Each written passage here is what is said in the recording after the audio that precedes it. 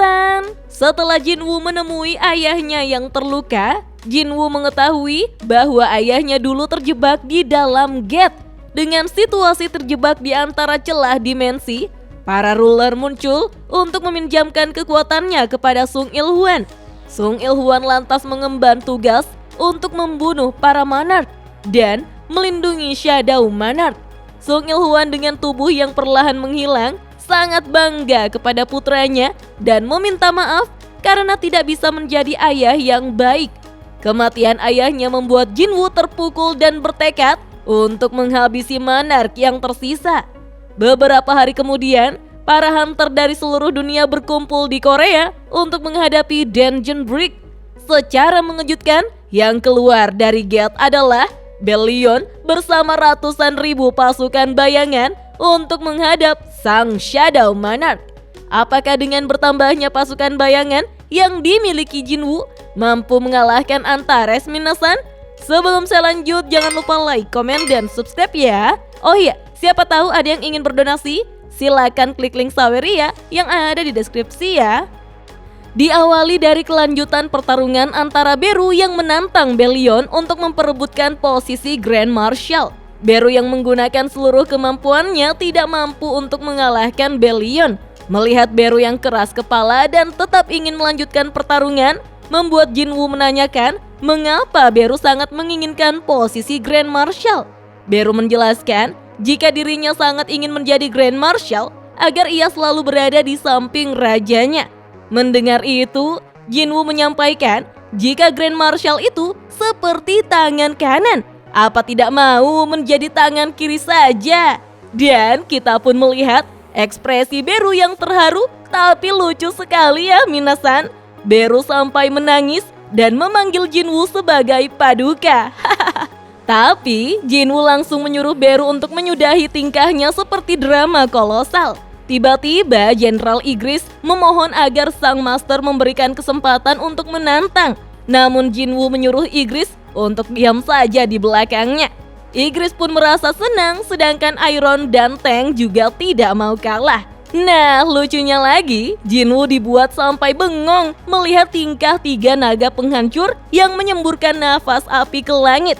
Setelah itu, Tusk tersenyum licik untuk menunjukkan kekuatan sihir apinya dengan bantuan artefak orb yang mampu meningkatkan 100% sihir apinya. Tusk lalu mengeluarkan sihir pamungkasnya, yaitu Hymn of the Fire Dragon, dan semburan api yang sangat dahsyat pun menerangi seluruh pulau, bahkan menembus langit. Ketiga naga penghancur pun tampak kesal dengan sihir api Tusk yang sangat luar biasa.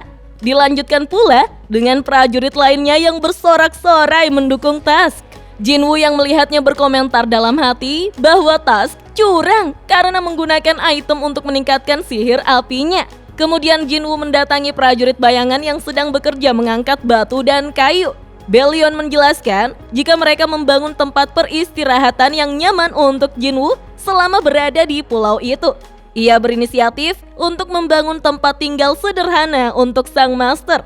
Jinwoo pun menebak jika Beru yang menyuruh para bayangan semut itu. Bellion kemudian menanyakan mengapa sang master tidak memanggil kembali para prajurit ke dalam bayangannya. Jinwoo mengatakan jika hal itu pasti akan membosankan karena mereka sudah terkurung lama di celah dimensi sebelum datang ke tempat ini. Jinwoo mengatakan jika yang Bellion layani saat ini bukanlah sosok Shadow Monarch yang sebelumnya, apakah ia tidak merasa sedih karena tidak bertemu dengan Ashburn? Bellion menjelaskan jika ia akan selalu memihaknya meski dia akan melawan ruler yang mengkhianati Absolute Being. Ketika kekuatan kematian ada di tangannya, dia sendiri yang pertama memutuskan untuk menjadi prajurit. Bellion menambahkan bahwa dirinya sudah melayani Shadow Monarch dalam waktu yang sangat lama dan tidak sekalipun ia meragukan keputusannya. Hari pun berganti malam, Jinwoo ingin mendengar cerita Bellion ketika bersama dengan Ashburn. Bellion mengatakan itu akan menjadi cerita yang panjang, di mana pada waktu itu Bellion masih berwujud buah dari pohon dunia. Para prajurit langit, mereka semua terlahir dalam bentuk buah pada cabang pohon dunia. Mendengar itu, Jinwoo menanyakan apakah Bellion berasal dari buah. Bellion membenarkannya. Ia berasal dari pohon yang sangat besar sampai cabangnya bisa menutupi semesta. Jinwoo pun mulai mendengarkannya. Beralih ke apartemen Jinwoo, di mana Jinwoo sedang memasak untuk ibu dan adiknya. Diceritakanlah, orang-orang harus diberitahu tentang 8 pasukan besar yang bisa datang kapanpun. Harus dicamkan jika perang sesungguhnya sudah dekat, sehingga tidak ada jaminan kalau semua orang akan selamat. Tidak ada orang yang bisa menjamin jika dunia akan berjalan sebagaimana mestinya mulai saat ini. Karena dari yang Jinwoo lihat melalui ingatan Ashborn, kekuatan naga memang sekuat itu. Dragon Monarch dan pasukannya akan menghancurkan apapun yang berada di depannya. Musuh seperti itu menjadikan bumi sebagai target mereka. Karena itu, sekarang saatnya bagi Jinwoo dan semua orang untuk mempersiapkan mental mereka. Jin Ah bersama ibunya tampak senang menikmati masakan yang dibuat oleh Jinwoo. Ibunya tidak menyangka si opa ganteng pandai memasak. Jin Ah menambahkan opanya juga pandai meracik lauk. Sang ibu merasakan jika ada peristiwa yang besar akan menimpa putranya. Ia lalu bertanya kepada Jinwoo apakah semuanya baik-baik saja. Karena ibunya pernah mengalami kejadian sebelum ayahnya akan melakukan pekerjaan berbahaya, dia selalu memasakkan istrinya itu makanan. Ada yang bilang buah jatuh tidak jauh dari pohonnya, dan putranya sangatlah mirip ayahnya. Jinwoo dengan tenang mengatakan semuanya baik-baik saja. Tiba-tiba terdengar suara bel. Jinwoo lalu berjalan untuk membukakan pintu pada tamu itu. Ternyata orang yang berkunjung adalah ayah Jinho, yaitu Yo Myung-han, yang meminta Jinwoo meluangkan waktunya sebentar saja. Musim rupanya berganti, salju telah turun. Mereka berdua berjalan menelusuri taman. Yo Myung-han menceritakan, ketika dipikir-pikir lagi, keajaiban seperti itu tidak mungkin terjadi semudah itu. Tidak peduli dicari dimanapun, pasien yang terbangun dari tidur abadi hanya dirinya dan ibu Jinwoo. Dan Yo Myung-han tidak bisa berhenti untuk mencurigai Jinwoo. Yo Myung-han bertanya mengapa Jinwoo menolongnya. Jinwoo menjawab, menurutnya Yo Myung-han adalah orang yang bisa diberi kepercayaan. Jika Yo Myung-han orang yang akan mengandalkan segala cara demi mendapatkan sesuatu yang diinginkan, maka ia tidak akan mau untuk menolongnya. Mendengar itu, Yo Myung-han tampak terkejut. Ia memastikan maksud perkataan Jinwoo tentang dirinya yang tidak berusaha untuk memanfaatkan putranya Jinho. Jinwoo pun mengiyakannya. Yo Myung-han berhenti berjalan dan mengatakan entah harus berterima kasih seperti apa. Dia ingin membalas budi kepada Jinwoo. Ia lalu bertanya, apakah ada yang Jinwoo inginkan?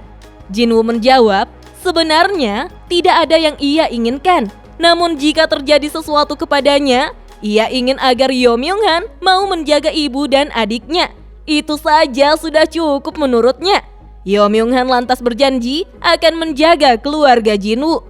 Di kantor asosiasi, Woo Jin-chul memperlihatkan video gate berukuran super besar yang muncul di Shanghai, Cina. Ternyata bukan hanya di Cina, terdapat 8 gate super yang muncul di seluruh dunia. Ditambah, gate super itu muncul secara bersamaan. Woo Jin-chul bertanya, apakah gate tersebut mirip yang terjadi di Korea? Jinwoo menjawab, bukan. Yang keluar bukanlah pasukannya, melainkan musuh. Jinwoo kemudian berdiri dan menanyakan, apakah Woo Jin-chul mempercayainya? Woo Jin-chul berkata bahwa ia mempercayai Jinwoo. Mendengar hal itu, Jinwoo pun akan memperlihatkan kenangan dari Ashborn untuk dipercayai juga oleh Woo Jin-chul. Jinwoo kemudian menyentuh dahi Woo Jin-chul dan semua peristiwa yang dialami oleh Ashborn terlihat sangat jelas sampai membuat Woo Jin-chul tampak ketakutan. Wah, langsung overstimulasi ya. Setelah melihat semua kejadian itu, Woo Jin-chul menjadi shock hingga keringat dinginnya keluar sangat banyak seperti buliran jagung. Woo Jin-chul masih belum bisa percaya dengan peristiwa itu. Selama ini, ia selalu berpikir kalau dewa memberkahi manusia dengan kekuatan spesial. Dan karena itu, ia mengira mereka harus menghadapi monster demi melindungi umat manusia. Tapi, kalau yang diperlihatkan barusan kepadanya itu benar, maka kesimpulannya, selama ini cuma kesombongan belaka. Ia ternyata telah salah paham tentang segalanya. Wu Jinchul tidak habis pikir, seorang Hunter atau Awakener adalah orang yang bisa selamat dari perang sesungguhnya. Mereka seolah-olah menyaring manusia supaya ada beberapa yang terpilih selamat. Dan ini bukanlah perang antara manusia melawan Monarch, melainkan Monarch melawan Ruler. Perang antara kedua pihak dengan kekuatan maha dahsyat. Wu Jinchul pun bertanya, apakah Jinwu berniat untuk menghadapi musuh yang mengerikan seperti itu sendirian? Jinwu lalu menjawab bahwa dirinya bersama dengan pasukannya akan melawan Monarch itu. Jika itu yang Jinwu inginkan, maka mereka harus berbuat apa? Dan bagaimana cara mereka untuk membantunya? Keesokan harinya, Wu Jinchul mengumpulkan perwakilan dari 152 negara untuk mengadakan konferensi pers atas permintaan Jinwu. Seorang staf menanyakan apa yang telah Jinwu sampaikan kepada ketua, karena ia tidak pernah melihat wajah ketua sepucat itu. Wu Jinchul hanya mengatakan, tidak apa-apa. Wu Jinchul merasakan pasukan naga muncul dari dalam kegelapan dan satu naga raksasa yang terbang di belakang pasukan naga. Kehebatan yang meski mengumpulkan semua hunter di seluruh dunia tidak akan bisa memberinya goresan. Dan tekanan dari kekuatan yang cukup untuk membakar habis bumi hanya dengan nafasnya saja. Bagaimana cara hunter Sung Jinwu akan menghadapi mereka? Wu Jinchul segera menelpon Jinwu untuk menginformasikan bahwa dirinya sudah mengumpulkan seluruh perwakilan negara sesuai permintaannya. Dari arah belakang, tiba-tiba Jinwu yang sudah memakai setelan jas telah muncul dengan menggunakan Shadow Exchange. Wu Jinchul pun tersenyum sambil mengatakan, menanyakan lokasi Jinwu itu tidak ada gunanya sekarang. Wu Jinchul menjelaskan akan terjadi kekacauan ketika orang-orang menyadari itu dan beberapa negara tidak akan sanggup menahan kekacauannya. Jinwu pun mengerti dengan situasinya, namun Wu Jinchul tampak khawatir meskipun ia tetap percaya dengan keputusan Jinwu. Karena pada hari ini kebenaran akan terungkap pada dunia. Kita pun diperlihatkan David Brennan yang sudah datang melihat banyak perwakilan negara yang berkumpul. Mulai dari presiden, perdana menteri, guildmaster, sampai ketua asosiasi. Semua tampak tegang berada di ruangan itu. Lalu di depan mereka semua, Hunter Sung Jinwu sedang berdiri di atas podium. Semuanya berharap jika Jinwu mengatakan bahwa gate kali ini juga akan bisa diselesaikan tanpa masalah. Tapi mereka malah mendengar sebaliknya. Jinwu mengatakan jika ini akan menjadi masa yang sulit untuk semuanya. Tidak satupun manusia bisa berpaling dari peperangan ini. Nanti mereka akan muncul dan menghancurkan segala sesuatu. Salah seorang perwakilan dari negara Arab bertanya, apakah mereka harus mempercayai semua yang Jinwu barusan sampaikan? Bukankah itu berarti hunter tingkat nasional pun tidak mungkin bisa menghentikannya? Jinwu menjelaskan, ada ratusan beast yang lebih kuat dibanding Kemis akan muncul. Mereka itu akan menjadi malapetaka terbesar di bumi. Bahkan mustahil bagi hunter tingkat nasional untuk menghentikannya. Beberapa perwakilan negara meminta Jinwu menunjukkan bukti kepada mereka, karena mereka tidak akan mempercayai informasi itu sampai Jinwu menunjukkan buktinya. Karena tidak masuk akal kalau makhluk yang seperti Kemis berjumlah ratusan akan muncul dari dalam gate. Mendengar itu, Jinwu lalu menggunakan sihirnya untuk memunculkan beberapa gate di dalam ruangan rapat. Melihat itu, membuat semua orang panik karena Jinwu mampu memunculkan beberapa gate dalam waktu yang sama. Setelah mendemonstrasikannya, Jinwu menjelaskan jika musuh kali ini dapat menciptakan gate dimanapun dan kapanpun.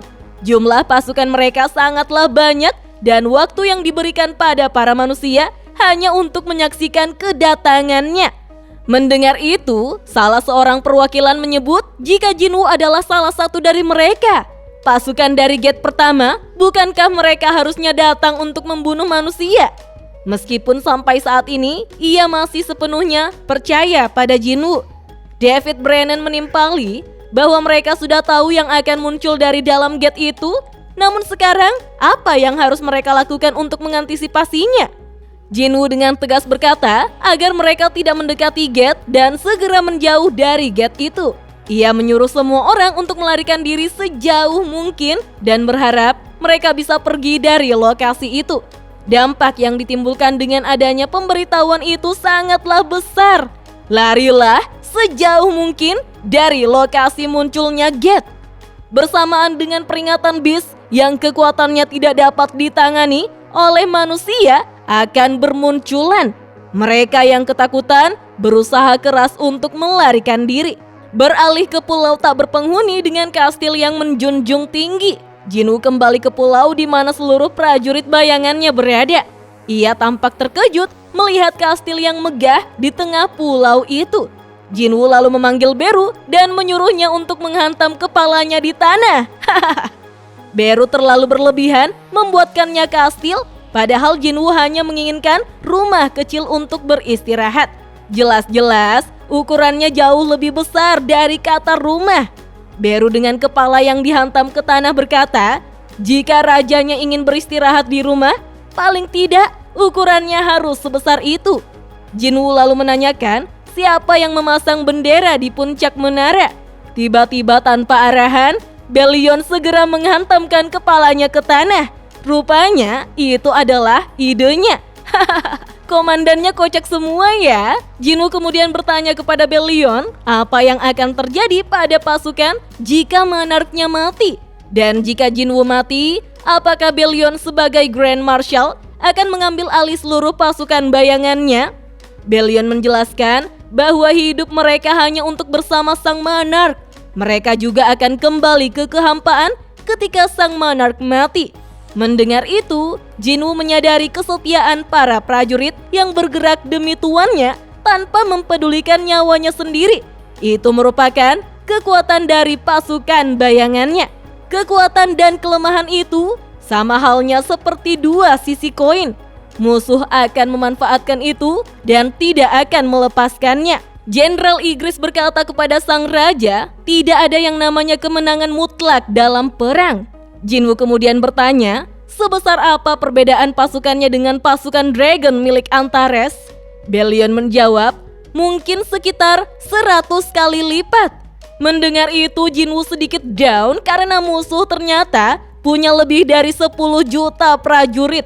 Sementara itu, seorang hunter rank S Kanada bernama Jay Mills tidak percaya dengan informasi yang disampaikan oleh Jinwoo yang menyuruh mereka untuk melarikan diri. Ia pun ingin mendengar secara langsung dari mulut Hunter Sung Jinwoo asalkan ia memiliki kontaknya. Reporter itu mengatakan, meski begitu, Hunter Sung Jinwoo merupakan hunter terbaik di dunia. Kalau hunter selevelnya sudah memberikan peringatan, bukannya tidak mungkin untuk mengabaikannya begitu saja. Mendengar itu, Jay Mills berkata, ia tidak peduli sekuat apa Jinwoo itu. Bukan berarti mereka harus mendengar semua perkataannya secara mutlak.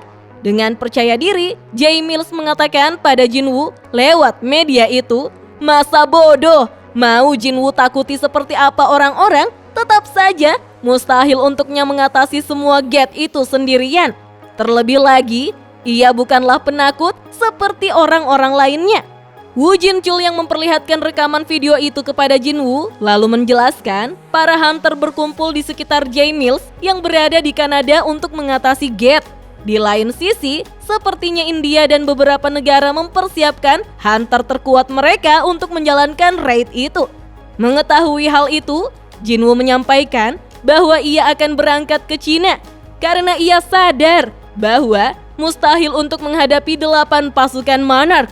Oleh karena itu, yang harus ia bereskan pertama kali adalah pasukan yang bisa menjadi ancaman Korea tempat keluarganya berada.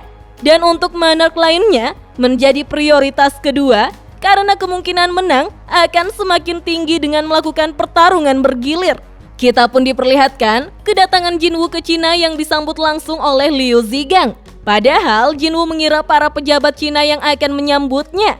Liu Zigang menjelaskan bahwa mereka sedang disibukkan dengan hal-hal konyol sehingga ia memutuskan untuk datang sendirian menyambut Jinwoo. Dari bandara, Jinwoo melihat gate berukuran super besar. Mereka kemudian berjalan keluar dari bandara. Liu Zigang memperlihatkan ada 100.000 hunter elit Cina yang berjaga di sekitar gate. Melihat jumlah hunter sebanyak itu, Jinwoo pun merasa optimis mereka mungkin saja bisa menghentikan dungeon break tersebut. Liu Zigang melanjutkan, bukan hanya sekedar jumlah, tapi masing-masing dari mereka itu adalah hunter elit dengan kemampuan yang hebat. Mengetahui jika sebentar lagi gate akan terbuka, Jinwoo segera mengeluarkan seluruh pasukan bayangannya. Kemunculan seluruh pasukan bayangan Jinwoo membuat Liu Zigang takjub dengan kemampuan dari hunter terbaik di dunia yang memunculkan makhluk summon yang tidak masuk akal, yang pada saat itu muncul dari gate raksasa di langit Korea. Beru tiba-tiba menghampiri Liu Zigang dengan mengatakan sisi kiri rajanya merupakan tempatnya. Berani-beraninya Liu Zigang berdiri di samping raja. Hahaha, posesif banget ya Beru ini. Melihat tingkah Beru, Jinwoo segera menegurnya karena Liu Zigang adalah temannya. Liu Zigang memuji makhluk summon yang bahkan bisa berbicara. Tiba-tiba, gate perlahan-lahan mulai terbuka. Belion menyampaikan jika ada sesuatu yang aneh. Ia sama sekali tidak merasakan adanya tanda-tanda kehadiran musuh. Mendengar itu, Jinwoo merasa heran dan bingung. Ia lalu menanyakan bagaimana dengan prajurit lainnya yang telah disebar. Belion melaporkan prajurit yang tersebar semuanya mengatakan yang sama. Semua gate-nya juga kosong. Jinwoo akhirnya menyadari jika ia salah perhitungan karena mengira para monark akan memunculkan gate di seluruh dunia untuk menyebarkan pasukannya. Namun musuh menempatkan semua pasukannya jauh dari tempat Jinwoo berada. Sementara itu di Kanada, J-Mills bersama para hunter lainnya bersiap untuk menghadapi dungeon break. J-Mills penuh percaya diri merasa mampu menghadapi gate itu karena tidak mau bergantung pada Sung Jinwoo. Berita menyebut jika Jinwoo memilih ke Cina, Jepang dan Rusia memutuskan untuk membantu hunter Sung Jinwoo. Di sisi lain, benteng yang ditemukan di lokasi banjir Jepang ternyata tidak ada kaitannya dengan gate kali ini. Akhirnya, 5 jam sebelum terjadinya dungeon break, apakah peringatan dari Jinwoo akan menjadi kenyataan? Selagi semua orang bergantung pada hunter Sung Jinwoo, mereka tidak akan goyah. Mereka tidak akan menyerah pada Kanada dan berkumpul untuk menyaksikan para hunter Kanada yang akan melindungi mereka dan tanah kelahirannya. Mereka yakin akan meraih kemenangan tanpa mempedulikan demonic beast seperti apa yang akan muncul. Beberapa saat kemudian, gate di Kanada akhirnya terbuka. Para hunter yang berkumpul mulai bersiap-siap menantikan kemunculan demonic beast. Dan tiba-tiba Antares keluar dari dalam gate. J-Mills berpikir jika yang keluar hanyalah seorang manusia saja. Apa hunter Sung Jinwoo cuma membual? Antares kemudian turun menghampiri J-Mills.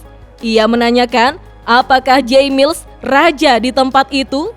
J-Mills tampak masih bingung karena yang keluar bukanlah demonic beast.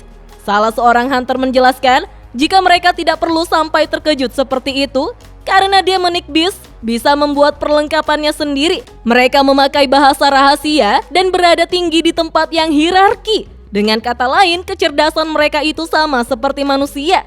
Mereka cuma tidak mau berkata-kata dengan manusia sampai saat ini. Sehingga ia tidak akan terkejut kalau demonic beast mempelajari bahasa manusia untuk berkomunikasi dengan manusia. Sambil tersenyum, J-Mills mengatakan manusia dan beast berkomunikasi. Ia berpikir bahwa hal ini akan terjadi. Alasan hunter Jinwoo bisa membuat prajurit dari gate super besar pertama karena dia bisa berkomunikasi dengan mereka. J-Mills mengira Antares yang ada di hadapannya akan mematuhinya jika ia menyebut bahwa dirinya adalah raja.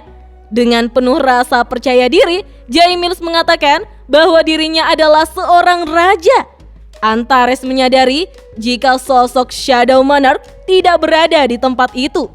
Sementara itu di Cina, Jinwoo menanyakan kepada seorang biro hunter apakah ada cara untuk memastikan keadaan di Kanada. Ia lalu menelpon Adam untuk mengetahui situasi gate super di Kanada. Jinwoo terkejut mengetahui jika Adam berada di Kanada. Rupanya, ia bersama dengan agen lainnya berada di sekitar gate. Di tengah kerumunan, Adam menjelaskan Biro Hunter tidak bisa mengabaikan situasi di Kanada. Sehingga ada banyak agen termasuk dirinya dikirim ke tempat itu. Ternyata Biro tidak menyadari sebesar apa pasukan musuh. Jinwoo menanyakan apakah terjadi perubahan pada gate di Kanada. Adam menjawab bahwa gate itu kelihatannya kosong sama seperti gate lainnya dan sangat sepi di lokasinya. Mendengar itu, Jinwoo merasa sedikit lega. Tapi tiba-tiba saja Adam mulai panik. Ada sesuatu yang muncul dari dalam gate. Sesosok manusia muncul dari dalam gate. Mengetahui itu, Jinwoo menyuruh Adam untuk segera lari dari sana secepatnya. Adam masih sempat mengabarkan para hunter kelas atas di Kanada dalam sekejap hangus terpanggang terkena semburan dari nafas api dan menjadi abu. Jinwoo mulai panik dan menyuruh Adam untuk segera lari dan pergi dari sana secepatnya selagi bisa. Adam terus menjelaskan jika naga bermunculan dari langit. Jumlahnya tidak ada habisnya dan juga ada beast. Semua jenis demonic beast berkumpul di satu tempat. Jinwoo berencana untuk menyelamatkan Adam dengan mengendalikan bayangan yang telah ia taruh sebelumnya. Shadow High Orc lalu muncul untuk membawa Adam ke tempat Jinwoo. Namun hal itu diketahui oleh Antares yang sekarang sudah berdiri tepat di hadapan Adam. Dan cahaya api pun menerangi Adam. Nah minasan, apakah Adam masih bisa selamat dari serangan Antares? Neraka macam apakah yang akan diperlihatkan oleh King of Berserk Dragons itu? Penasaran kan? Tonton terus video selanjutnya ya. Dah.